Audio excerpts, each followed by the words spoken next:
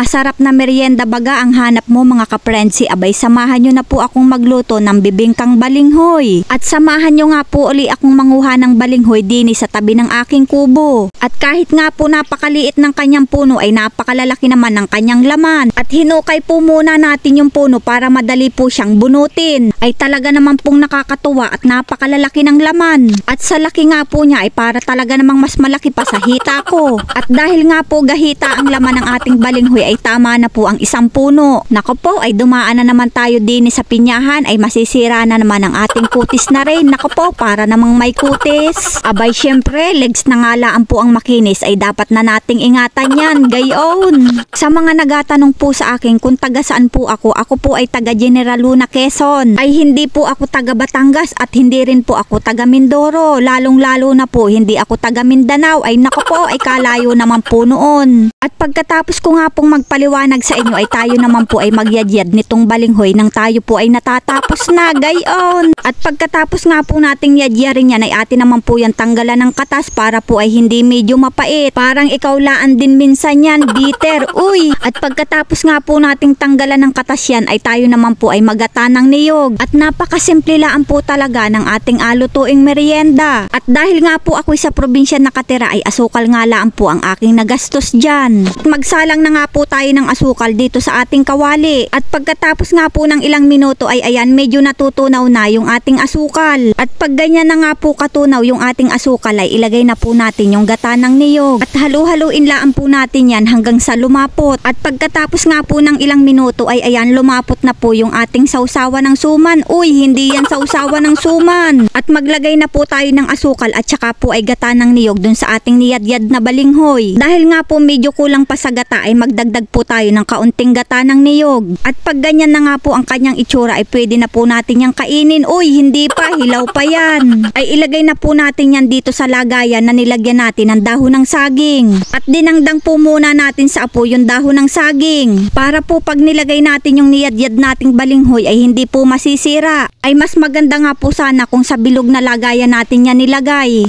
Kaya laan po ay hindi talaga magkakasya dun sa ating oven. At nakagawa nga po tayo ng 2 piraso. At ilagay na po natin yan dito sa ating pangmalakasan na oven na lata. At kahit nga po hindi naman ninyo inatanong ay asabihin ko pa rin po sa inyo na napakalaking pakinabang na ring oven na rin sa akin. At napakadami na nga po ang nailuto ko din at tipid pa sa kuryente. At takpan na po natin yan ng maluto na. At pagkatapos nga po ng 45 minutes ay ayan naluto na po yung ating niyadyad na balinghoy. Atin na po yung ahunin dahil nga po yan ay pwede nang kainin. Uy, hindi pa. Ay tinanggal po muna natin yan sa oven dahil alagyan na po natin yan ng toppings. At yan na nga po yung ating niluto kanina na may tinunaw na asukal at may gata. At ayusin po muna natin ang pagkakalagay sa ibabaw. At lagyan na rin po natin yung kabila. Ay naku po, ay napakasarap na rin pag naluto. At hipirin po muna natin yan bago natin ibalik sa ating oven. Sa mga nagatanong po sa akin kung binutasan ko daw po yung oven para makapaglagay ako ng patungan ay hindi ko po yan binutasan. Ang ginawa ko pong patungan dyan ay yung steel matting. Gumupit po ako ng maliit tapos binaliko. Tapos pantayin po ninyo yung ibabaw para pag naglagay po kayo ng inyong iluluto ay hindi po malalaglag. At pagkatapos nga po ng 25 minutes ay ayan ahunin na po natin yung bibingkang balinghoy. At palamigin po muna natin yan bago natin kainin at baka po tayo ay maimpatsyo. At dahil nga po ako'y nagugutom na kahit medyo mainit-init pa ay kainin na po natin yan. Ay itsura pala ang po ay talaga namang nakakatakam na. At napakaganda din po talaga ng kanyang pagkakaluto dahil yung kailalim-ilaliman po niya ay lutong-luto. At talaga naman pong hindi na natin kailangang gumastos ng malaki, makatikim laan po tayo ng masarap na merienda. At ayan na nga po, tikman na natin ang Prensiela bibingkang balinghoy. Yun, at itsura palaan talaga ay mukhang nakakatakam na.